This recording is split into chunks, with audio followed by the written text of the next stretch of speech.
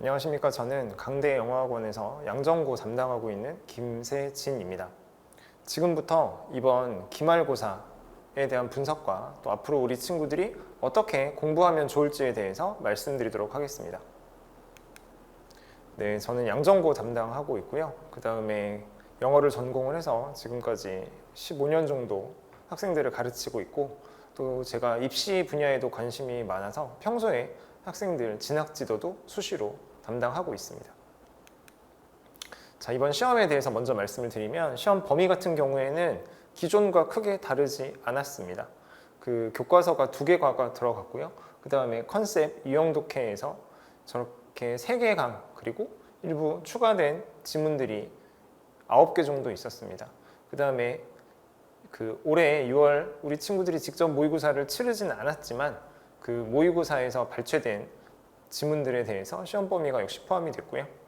이번 시험에서도 지난 시험과 비슷하게 외부 지문이 굉장히 결정적인 요소로서 작용을 했습니다. 그 각 범위별로 출제 비율을 말씀을 드리자면, 선택형 같은 경우에는 교과서가 5문항, 유형 독해가 6문항, 그 다음에 모의고사, 그리고 외부 지문 이렇게 출제가 되었고요. 지난 중간고사를 기준으로 말씀을 드리자면 교과서의 비중이 소폭 상승을 했고, 다른 유형 독해 같은 경우에 다소 비중이 줄어들었다고 할 수 있습니다. 그 다음에 서술형 같은 경우에는 교과서, 유형 독해 이렇게 그 2가지 범위 위주로 나왔고요. 제가 이제 교과서와 유형 독해를 이렇게 섞어서 문항 분류를 한 것은, 한 문제 안에 2개의 지문을 주는데 여기에 교과서와 유형 독해 지문이 각각 섞여 있었습니다. 그래서 외부 지문을 제외하고는 교과서와 유형 독해에서 서술형이 출제가 되었다고 볼 수 있고요. 이는 지난 중간고사와 비슷한 그런 상황입니다. 그래서 총 26문항, 역시 문항수도 지난 중간고사와 동일하게 출제가 되었습니다. 각 영역별로 이제 특징에 대해서 좀 말씀을 드리자면, 교과서 같은 경우에는 비교적 평이하게 출제가 됐습니다. 원래 교과서가 그렇게 많이 어렵지 않기도 하지만 이번 시험에서도 시험 범위 내에서의 변형은 특별히 이루어지지 않았기 때문에 난이도 자체는 평이했다라고 말씀드릴 수 있는데요. 다만 그 서술형에서 교과서에서 조금 더 지난 시험 대비 어려워진 측면이 있습니다. 특히 이 화법전환 서술형이 한 문항이 나왔는데, 물론 학교에서 교과서 기반의 프린트를 가지고 수업했던 내용이었기 때문에 또 제가 수업 시간에 우리 학생들에게 화법 전환에 대해서 철저히 연습을 시켰기 때문에 다소 평이하게 풀 수 있는 문제라고는 할 수 있지만, 화법이라는 분야 자체가 어법에서 사실 쉬운 분야는 아닙니다. 그래서 아마 여기서 학생들의 감점이 좀 있었을 것 같다라는 예상이 들고요. 이 가장 이제 우리가 늘 주목해왔던, 그리고 실제로도 가장 많은 비중의 출제가 되었던 범위는 역시 유형 독해죠. 보시다시피 대부분의 유형으로 거의 다 유형 독해에서 출제가 되었고요. 특히 서술형에서 문장 완성이랑 어법 관련 문항이 다수 출제가 되다 보니까 여기에서 다소 변별력을 낼 수 있었던 시험입니다. 제가 지난 중간고사가 끝나고 우리 학생들에게 했던 이야기가, 사실 지난 중간고사의 특징은 시험 범위 내에서의 문제들은 평이하게 출제가 되고, 외부 지문의 어떤 수와 그 다음에 외부 지문의 난이도가 굉장히 높았기 때문에 이번 시험 그 중간고사죠. 그 중상위권에서 사실 변별력이 많이 나는 시험은 아니었습니다. 최상위권부터의 변별력은 충분히 줄 수 있는 시험이었지만 그 한 3등급 안팎으로의 그 학생들이 점수 구간에 굉장히 많이 몰려있는 그런 시험이었는데, 그를 통해서 지난 중간고사 직후 기준으로 이번 기말고사에 대해서 예측을 할 때 다른 부분에 대한 출제 난이도나 비중은 대동소이하겠지만 시험 범위 내에서의 문제 난이도는 상승할 가능성이 있다. 왜냐하면 앞서 말씀드린 중상위권 학생들의 변별력이 좀 다소 부족했던 시험이었기 때문에 중상위권에서의 학생들의 어떤 점수의 구분을 명확하게 두고자 외부 지문을 더 어렵게 내기는 힘드니까 시험 범위 내에 존재하는 문항들의 난이도를 올릴 것이다 라고 제가 예측을 지난 중간고사 직후에 한 바가 있는데요. 실제로 이번 시험에서도 그렇게 나왔습니다. 선택형의 어떤 시험 범위 내의 문제들은 그렇게 어렵지 않게 큰 변형 없이 다 기본적인 수준에서 출제가 되었죠. 그런데 시험 범위 내에서 출제된 서술형 같은 경우는 지난 중간고사 대비 좀 더 많이 어려워졌습니다. 문장 완성으로 구성을 해야 되는 것들도 여럿 있었고요. 그러다 보니까 우리 학생들이 느끼는 체감 난이도는 지난 중간고사 대비 이번 기말고사가 더 높았을 가능성이 있습니다. 서술형에서 아무래도 문장 완성으로 구성을 해야 되는 부분들이 더 늘어났기 때문이죠. 그래서 사실 시험 자체만 놓고 보면 절대적인 난이도가 아주 높았던 시험이라고 말할 수는 없습니다. 다만 앞서 이야기 드린 대로 시험 범위 내에서 특히 서술형에 대해서만큼은 문제가 지난 중간고사 대비 다소 어렵게 출제된 측면이 있기 때문에 우리 학생들은 서술형에서 문제가 어렵게 나오면 이 체감 난이도를 훨씬 높게 받아들이는 경향이 있죠.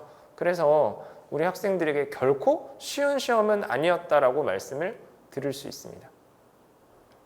특히 이 서술형 같은 경우에는 문장 완성, 그 다음에 어법상 틀린 거 고치기, 우리 학생들이 또 상당히 취약하게 어렵게 생각하는 그런 유형이었기 때문에 여기서 다시 한번 변별력이 발생할 소지가 있었고요.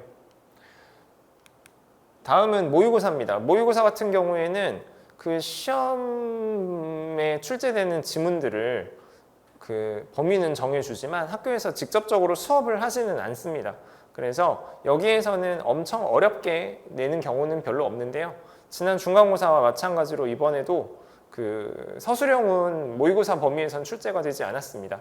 다만 지난 3월 달에 우리 친구들이 봤던 모의고사 그리고 이번 6월에 실시되었던 고1 모의고사 이 둘을 비교를 하면 아무래도 3월 모의고사의 지문들보다는 6월 달에 실시한 모의고사의 지문 자체가 난이도가 조금 더 높을 수밖에 없죠. 그래서 크게 어렵게 나오진 않고 대체로 평이했지만 텍스트 자체의 난이도를 놓고 봤을 때에는 지난 중간고사 시험 범위보다는 이번 기말고사 시험 범위의 모의고사 지문들이 조금 더 어려웠기 때문에 우리 학생들에게 있어서 다소 지난 시험 대비 어렵게 느껴졌을 가능성은 있다.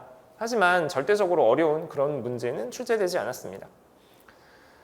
마지막으로 외부 지문입니다. 외부 지문 같은 경우에는 지난 중간고사 대비 한 문항이 줄어서 총 5문제가 출제가 되었는데요.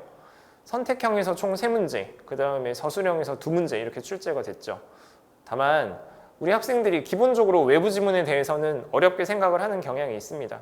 그리고 이 외부 지문 같은 경우에는 3학년들 수준의 어떤 그런 교재에서 문제를 발췌하는 경우도 이번에도 있었고요. 그 다음에 외부 지문을 서술형으로 출제를 하는 경우에 특히 빈칸, 찾아쓰기, 어법 고치기 이런 식으로 상대적으로 학생들이 어려워하는 유형을 가지고 내는 데다가 이번에도 또 지난 중간고사와 마찬가지로 외부 지문 서술형에 출제된 지문의 길이가 상당히 길었습니다. 그래서 우리 학생들이 여기서 좀 또 많이 어렵게 느끼지 않았을까라는 생각을 하고요. 자, 총정리를 드리자면 결국 외부 지문의 어떤 수, 그 다음에 난이도 이런 것들로 변별력을 강화했다고 볼 수 있습니다. 물론 예년들에 비해서 외부 지문의 수가 절대적으로 많았다라고 보기는 좀 어렵지만 그래도 중간고사 때 6지문, 기말고사 때 5지문 학생들이 체감하기에는 결코 적은 수의 외부 지문은 아니고요. 그 다음에 난이도 자체도 사실 외부 지문만 놓고 보면 제 생각에는 지난 중간고사가 약간 더 어려운 문제들로 채워져 있었다고 생각은 하지만 그래도 외부 지문이 갖는 기본적인 특수성 때문에 학생들이 어렵게 시험을 느끼도록 만드는 그렇게 하는 주 요소였다고 말씀을 드릴 수 있습니다. 그 다음에 이제 어법, 어휘, 문항 이런 것들이 이제 변별력을 내는 데 있어서도 또 굉장히 중요한 요소로 작용을 하기 때문에 지난 중간고사에도 대체로 많이 출제가 되었고요. 이번 시험에서도 어법, 어휘, 문항이 굉장히 많이 출제가 됐습니다. 선택형 기준으로 총 20문항이 선택형 문제 수였는데 그중에 어법과 어휘에 관련된 문항이 총 8문항이었습니다. 그러니까 비율로 따지면 40%에 해당한다고 볼 수 있죠. 전체 독해 선택형 지문에서 40%가 어법과 어휘 문항으로 출제가 되었다는 건 이 부분에 있어서 우리 학생들이 앞으로 얼만큼 염두에 두고 열심히 준비를 해야 하는지를 보여주는 대목이라고 할 수 있습니다. 그 다음에 외부 지문 서술형, 앞서 조금 말씀을 드렸는데 어법을 수정하고 틀린 부분에 대해서 그 다음에 빈칸에 들어갈 말을 아래 선택지, 물론 서술형이긴 하지만 다수의 선택지가 있었습니다. 그것들을 보고 빈칸에 들어갈 말을 적절히 채워 넣는 유형이었는데 이것들이 지문들이 워낙 길기도 하고 우리 학생들이 처음 보는 지문이기 때문에 굉장히 어렵게 느꼈던 측면이 있습니다. 게다가 전체 서술형 문항의 배점이 34점이었는데요. 그 중에 그 외부 지문 두 문항의 배점이 각각 8점씩 총 16점이었습니다. 굉장히 배점이 높죠. 그래서 우리 학생들이 또 여기에서 많은 감점이 있었을 가능성이 있고요. 이런 이유로 이번 시험이 결코 학생들에게 쉽지 않았다. 이렇게 정리를 드릴 수 있습니다. 다소 시험이 성적이 조금 떨어진 학생들도 있고 또 뭐 제가 가르치는 학생들 중에는 오히려 성적이 대폭 상승한 친구들도 많이 있습니다.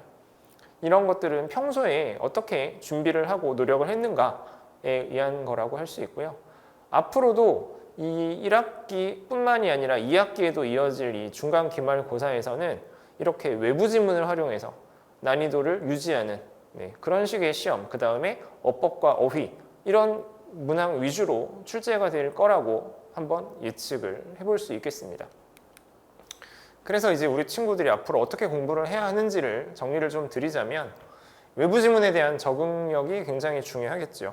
일단 1학기 기준으로 말씀을 드렸을 때 시험 범위 내에서 출제된 그런 지문들은 난이도가 아주 높지는 않았습니다. 그래서 평소에 준비하는 그런 부분들 위주로 충실하게 시간을 여러 시간 들여서 열심히 노력해서 준비를 하면 사실 시험 범위 내에 있는 문제들은 크게 어려움 없이 풀어낼 수가 있죠.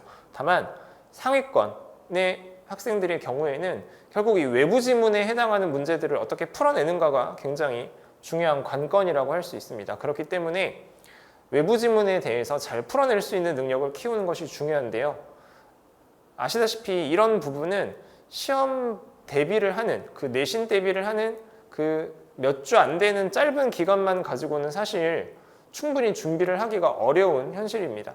그래서 방학이라고 다른 과목을 더 중시하느라 영어를 등한시할 것이 아니라 이런 외부 지문, 그 다음에 외부 지문에 대한 적응력이라는 건 사실 나아가서 우리가 수능 영어를 얼만큼 잘 풀어내는 거와도 직접적인 관련이 있는 거니까요. 외부 지문에 대한 적응력을 특히 이 방학, 상대적으로 내신 대비에 크게 집중하지 않아도 되는 이런 방학과도 같은 시간을 활용을 해서 외부 지문에 대한 적응력을 충분히 키우고 나아가서 수능 영어에 대한 대비도 충실히 할 수 있어야 하겠습니다. 여기에는 당연히 어휘, 그 다음에 길어지고 복잡해지는 문장 구조에 대해서 개인의 실력을 훨씬 더 강화를 하고요. 그 다음에 문해력, 뒤에서 좀 더 말씀을 드리겠지만 늘 우리에게 화두가 되고 있는 이 문해력을 좀 더 키우는 방향으로 외부 지문에 대한 대응이 이루어져야 합니다. 무엇보다 중요한 것은 각 수능 유형에 대한 문제 풀이법, 접근 방식을 우리 학생들이 충분히 체득을 하고 본인의 것으로 만들어서 실전적인 문제풀이에 적용할 수 있도록 이 수차례, 여러 시간을 들여서 연습을 충분히 해야 된다는 점 강조드리고 싶습니다. 그리고 일선에서 학생들을 가르치다 보면 가장 1차적으로 마주하는 벽이 이 어휘에 대한 부분입니다. 아무래도 시험이 외부 지문 위주로 그렇게 변별력이 발생을 한다고 하면 기본적으로 학생들이 알고 있는 어휘의 풀이 굉장히 넓어야 하겠죠. 근데 우리 학생들이 보통은 어휘를 외우는 걸 싫어하다 보니까 또 알고 있는 어휘가 굉장히 제한적이다 보니까 외부 지문에 대응하기가 어려운 측면이 있습니다. 그리고 이번 양전고 2학년 시험 같은 경우에는 사실 지문에 대한 변형도 꽤 많은 부분이 이루어졌거든요. 그렇기 때문에 향후에 시험 범위 내에서 나오는 문제라 하더라도 이게 지문이 변형될 가능성을 절대 배제해서는 안 되고 그렇게 지문 변형이 발생을 했을 때는 결국 어휘에 대한 변형이 가장 중심이 되기 때문에 이 상대적으로 시간이 있는 이런 방학 때를 이용을 해서 어휘에 대한 학습을 좀 절대적으로 늘려주시기를 권장드립니다. 자, 그리고 서술형.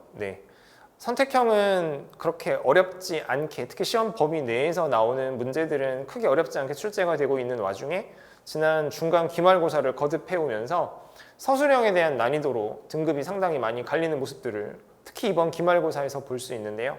서술형. 근데 사실 서술형을 낼 수 있는 그런 시험 범위 내의 요소, 문장이라고 하면 어느 정도 그 범위가 정해져 있습니다. 이번에 제가 담당하는 학생들 같은 경우에도 평소 제가 좀 많이 강조를 했던 그런 문장들에서 서술형이 출제가 되어서 대체로 다 잘 작성을 했는데요. 그런 부분에 있어서 좀 서술형과 어법을 집중적으로 열심히 연습을 해야 된다라는 말씀 전해드리고요. 그 다음 지문에 대한 분석. 이게 시험 범위 내에 있는 지문을 가지고 이야기를 하지만 사실 이 지문이 어떤 문제, 어떤 유형으로 변형될지는 100% 맞출 수는 없습니다.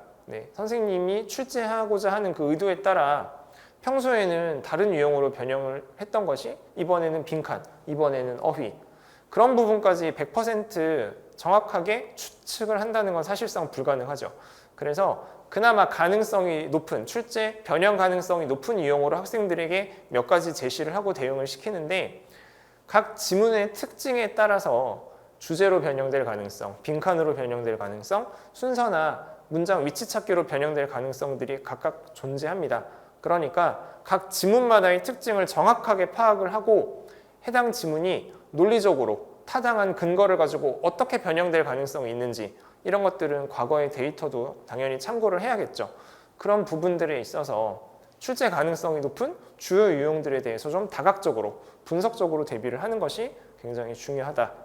끝으로 이렇게 앞으로의 학습 방향 강조를 드리고요. 제가 담당하고 있는 양정고 1학년 내신 대비 수업은 일단 기본적으로 저는 해당 지문에 대해서 제가 직접 철저히 완벽하게 분석을 한 뒤에, 제가 이전에 시험 대비를 했던 지문이라고 하더라도 과거의 어떤 분석에 그대로 의존하고 안주하는 것이 아니라 제가 직접 다시 매년 새롭게 지문을 공부를 하고 또 과거의 어떤 출제 데이터 이런 것들을 종합적으로 고려를 해서 이 지문에 대해서 충분히 제가 납득을 한 다음에 그 내용을 바탕으로 학생들에게 이해시키는 수업을 가장 저는 중시하고 위주로 하고 있습니다. 그래서 각 지문의 어떤 논리적 구성이라든지, 그 다음에 그 지문의 어법, 어휘, 그 다음에 어떤 지문의 여러 기타 특성들, 이런 것들을 분석을 해서 학생들에게 어떤 유형으로 변형될 가능성이 상대적으로 가장 높은지에 대한 경우의 수를 제시를 하고 납득시키는 그런 수업을 하고 있고요.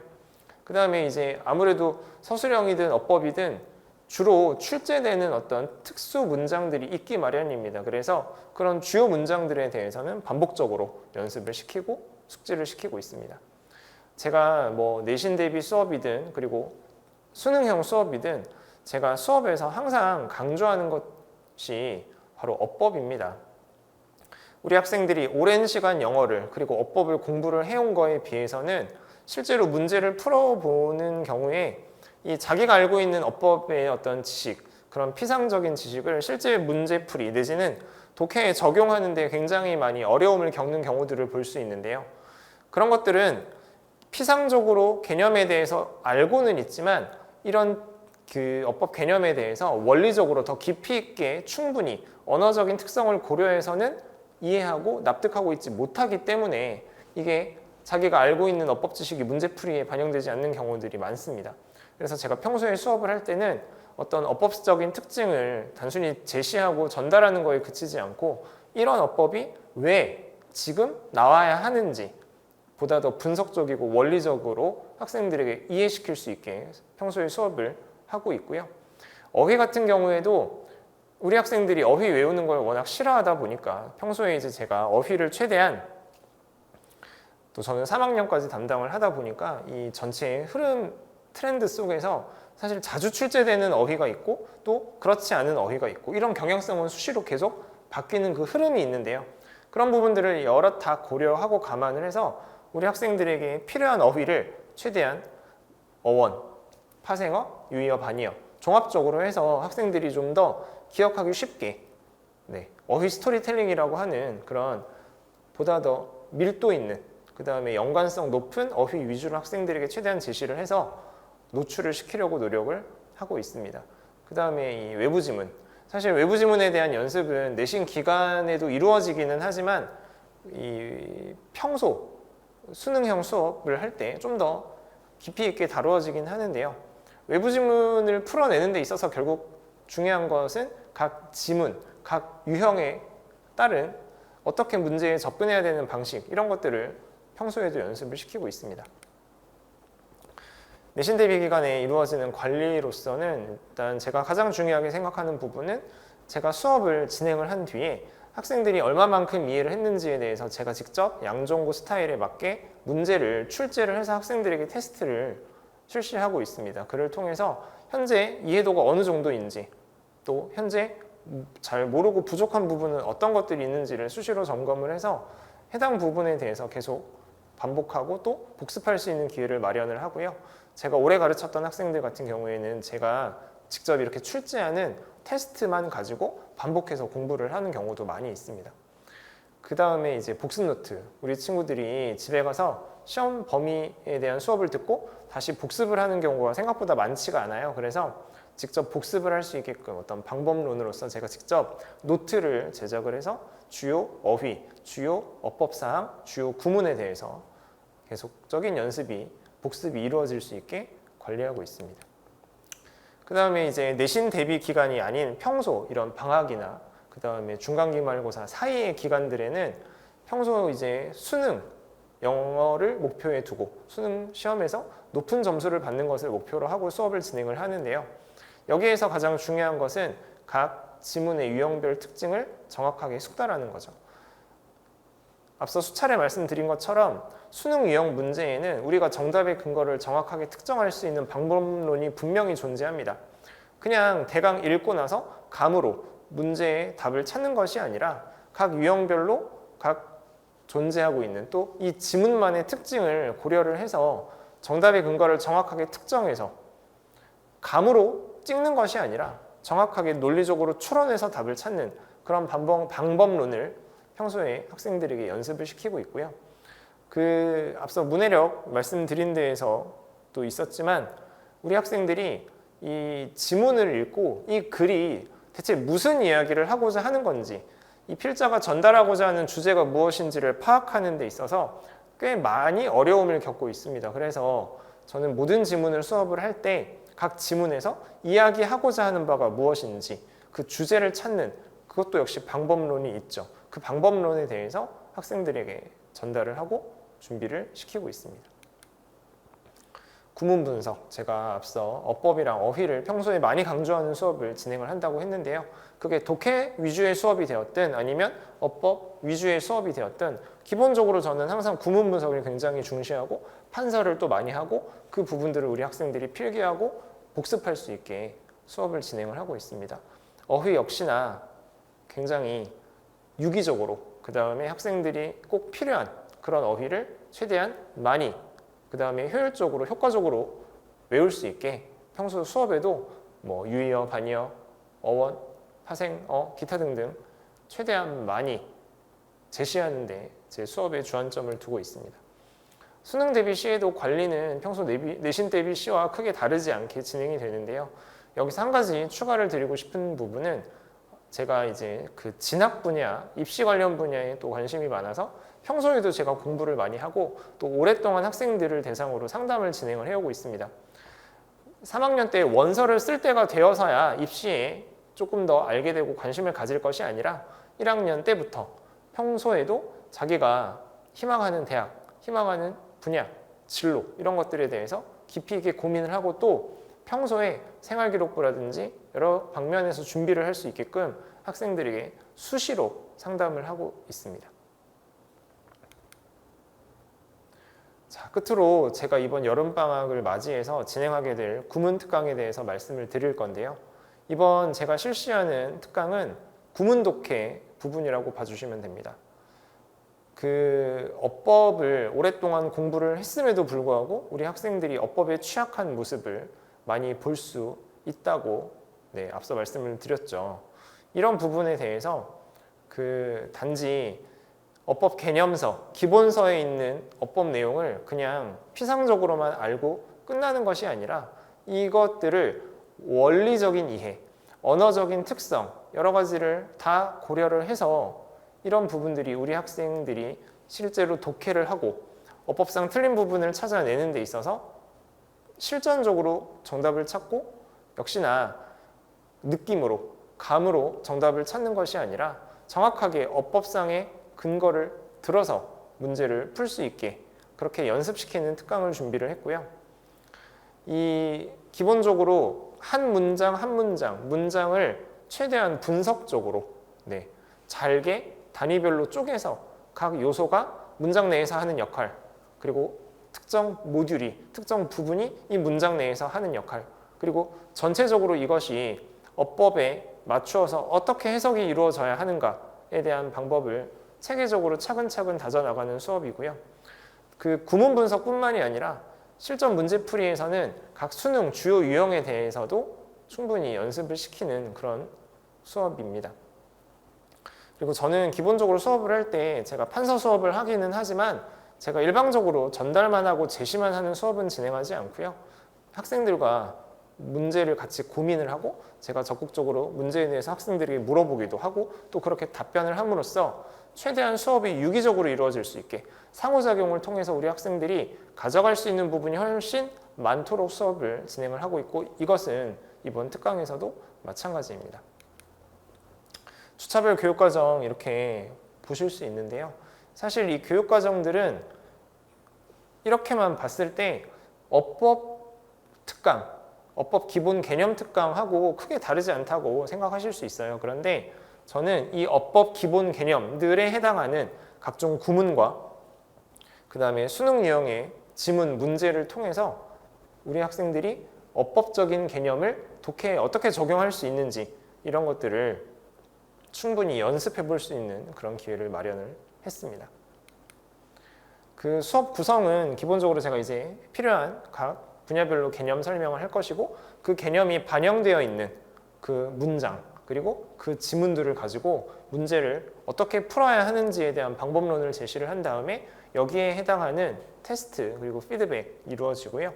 과제는 문제를 학생들이 풀어야 하는 부분들과 또 복습노트 작성 그렇게 이루어지고 있고, 학생들마다 사실은 어느 정도 실력의 편차가 있을 수 있죠. 그래서 그런 부분들을 제가 점검을 통해서 확인을 한 다음에 우리 학생들에게 각각 부족한 부분이 무엇인지를 좀 정리해서 개별적으로 차등해서 수준별 과제를 부과하는 그런 특강을 준비를 했습니다.